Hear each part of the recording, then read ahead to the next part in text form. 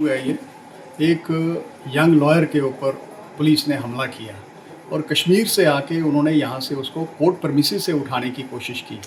तो मुझे लगता है कि ये बहुत बुरी बात है कि इस किस्म की अगर हरकतें पुलिस करेगी तो फिर वकील भी कहीं पीछे नहीं रहने वाले हैं। तो ये इन फ्यूचर नहीं होना चाहिए। हम एक मैसेज जो है कश्मीर पुलिस को देना चाहते थे कि अगर आपने किसी वकील के अगेंस्ट कोई कार्रवाई करनी है, कम से कम आप वकील को इन्फॉर्मेशन दे दो, उसके जो बार एसोसिएशन का मेंबर है उसके प्रेसिडेंट को इन्फॉर्मेशन दे दो, ऑफिस बेरर्स को इन्फॉर्मेशन दे दो, और लोकल पुलिस को तो आप कॉन्फिडेंस में ले लो ना कम से कम उसको उठाने से पहले। लेकिन वो डायरेक्ट कोर्ट में आए और यहाँ से उसको उठाने की कोशिश की उन्होंने, जिसको हम कंडेम करते हैं इन सो मेनी वर्ड्स कि ये पुलिस का जो है अच्छा कारनामा नहीं है और ये पुलिस ने इस किस्म की प्रैक्टिस जो है इसको बंद कर देना चाहिए। हमें इन्फॉर्मेशन है वो था कि बेलेबल ऑफेंसेस थे, तो बेलेबल ऑफेंसेस में अरेस्ट का कहाँ प्रोविज़न बनता है कि उसको अरेस्ट करके लाओ जी। अगर वकील जो है वो जम्मू में है, कॉज ऑफ एक्शन किसी को एक्री हुआ जम्मू में हुआ, अगर वकील ने कोई स्टेटमेंट दिया है, अपना ओपिनियन एक्सप्रेस किया है किसी पब्लिक के थ्रू या प्रेस के थ्रू, तो does it mean that he has committed an offence? वो कहाँ से ऑफेंस हो गया? और फिर उन्होंने उसके साथ साथ एक एफआईआर रजिस्टर की है कश्मीर में। मुझे लगता है कि वो जो कश्मीर में एफआईआर रजिस्टर की है उसको इमीडिएटली जो है ज़ीरो एफआईआर ट्रीट करके जम्मू इन्वेस्टिगेशन के लिए भेजना चाहिए। और हम ये भी डिमांड करते हैं साथ में एक सिट कॉन्स्टिट्यूट करो कि ये इस किस्म की हरकतें क्यों हुई हैं, क्यों ये कंप्लेंट्स लगी, क्यों एफआईआर रजिस्टर किया गया, इसके पीछे वजह क्या है। ये डेमोक्रेटिक कंट्री है, everybody has a right to speak, ये हमारा फंडामेंटल राइट है बोलना। और अब वकील नहीं बोलेगा तो कौन बोलेगा? अगर सिविल सोसाइटीज़ के साथ हम चल सकते हैं और सिविल सोसाइटीज़ वकीलों का सहारा ले सकते हैं, तो आज वकील भी जो है हमारे साथ रहने चाहिए सारे।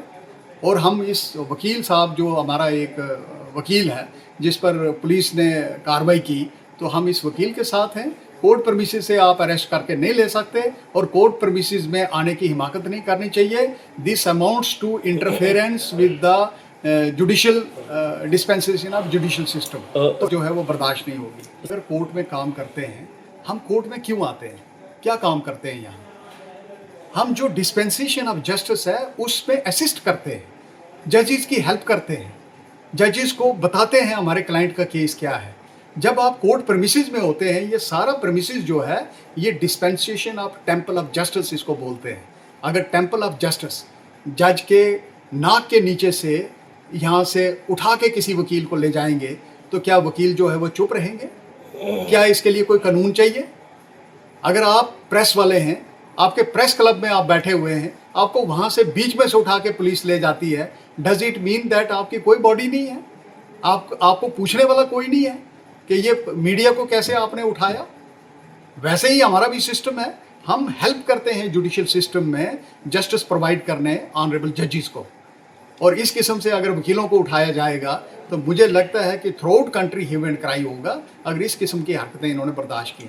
हर इंसान को राइट है अपना ओपिनियन एक्सप्रेस करने का, और इसमें कोई बार नहीं है कि ओपिनियन एक्सप्रेस नहीं कर सकता। ये फंडामेंटल राइट है हमारा, संविधान के तहत हमें ये राइट अवेलेबल है, तो इसको कोई छीन सकता है?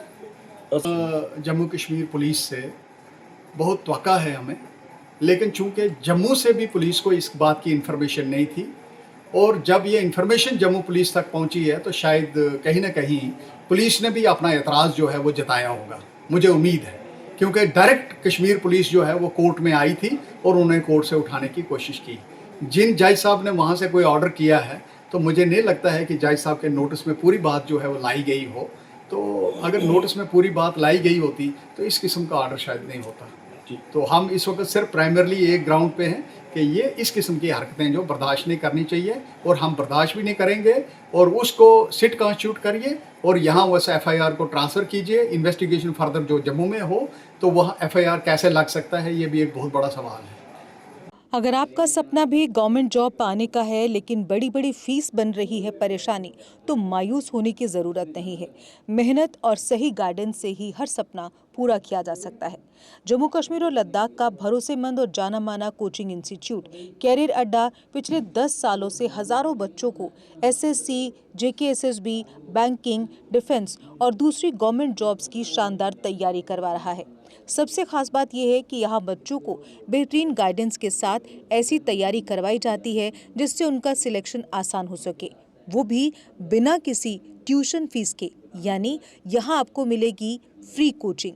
कैरियर अड्डा में सिर्फ क्लासेस ही नहीं बल्कि हर एग्जाम को क्रैक करने के लिए शानदार मॉक टेस्ट सीरीज भी उपलब्ध करवाई जा रही हैं, जो बच्चों की तैयारी को और मजबूत बनाती हैं।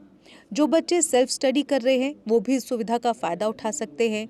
इसके अलावा बच्चों के लिए फ्री डाउट सेशंस भी रखे जाते हैं, जहां हर सवाल और हर परेशानी का आसान तरीके से हल बताया जाता है। कैरियर अड्डा की मेहनत और बेहतरीन टीचिंग का नतीजा है कि आज 3500 से ज़्यादा बच्चे किसी न किसी सरकारी नौकरी में अपनी खिदमत अंजाम दे रहे हैं। अगर आपका भी सपना 2026-27 में गवर्नमेंट जॉब हासिल करने का है तो देर किस बात की। आज ही जुड़िए कैरियर अड्डा इंस्टीट्यूट के साथ और अपने सुनहरे मुस्तकबिल की शुरुआत कीजिए।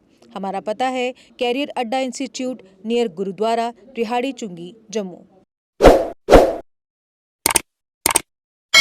जम्मू कश्मीर की खबरों के लिए जुड़े रहिए JK अपडेट के साथ।